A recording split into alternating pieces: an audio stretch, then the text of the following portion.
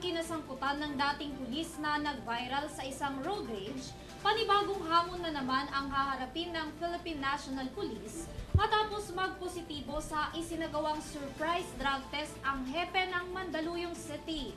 Para sa detalye ng balita, may report si Hana Agon. Sinibak ang hepe ng pulisya sa Mandaluyong City matapos magpositibo sa hindi inaasahang pagsusuri sa droga noong Agosto 24.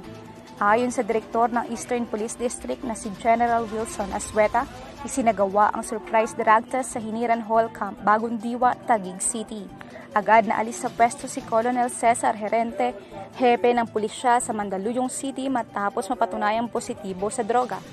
Napatunayan ito sa pagpupulong na ginawa ng mga opisyal na pinangungunahan ni General Jose Melencio Natates, hepe ng NCRPO. Pinalitan si Herente ni Colonel Mary Grace Madayag na binigyan ng 15 araw upang kwestiyonin ang resulta ng kanyang pagkakaluklok sa Regional Holding and Accounting Unit ng NCRPO. Mula sa Euro TV News, Hana Agon, sumasaludo sa bawat Pilipino.